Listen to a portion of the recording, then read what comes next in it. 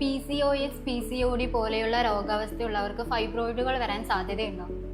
PCODയും PCOS എന്ന് പറയുന്നത് വേറെ തന്നെ ഒരു രോഗമാണ്. രോഗം അല്ലെങ്കിൽ ഒരു കോംപ്ലക്സ് നേച്ചർ ഓഫ് ഒരു ഗ്രൂപ്പ് ഓഫ് ഇതാണ്. ഇതിൽ മെയിനായിട്ട് ഉണ്ടാകുന്നതെന്ന് വെച്ചാൽ പോളിസിസ്റ്റിക് ഓവറി എന്ന് പറയുന്നതാണ്.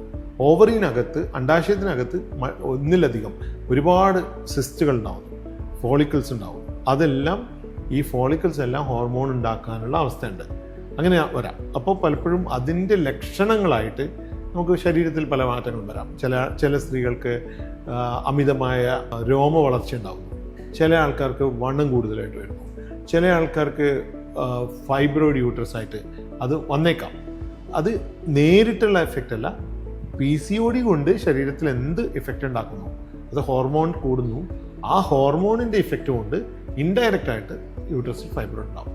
ചില ആൾക്കാർക്ക് ഈ PCOD ഭാഗമായിട്ട് ഹോർമോൺ കൂടുതലുണ്ടാകുമ്പോൾ അവർക്ക് ബ്രസ്റ്റിനകത്തായിരിക്കും പെയിൻ, പക്ഷേ ചിലപ്പോൾ സിസ്റ്റ് ഉണ്ടാകും ബ്രസ്റ്റിനകത്ത്.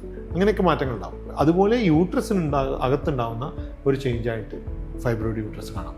ചില ആൾക്കാർക്ക് നേരത്തെ ഫൈബ്രോയിഡ് ഉണ്ടായിട്ടുണ്ടാവും, അതിൻ്റെ കൂടെ PCOD കൂടി ആകുമ്പോൾ ഈ PCOD കൂടി ഉണ്ടാകുന്ന ഹോർമോൺ വ്യതിയാനങ്ങൾ ഫൈബ്രോയിഡിൻ്റെ വളർച്ച കൂട്ടുന്നു. അപ്പോൾ വലിയ മുഴകളായിട്ട് വരുന്നു. അങ്ങനെയും വരാം. ഓക്കെ.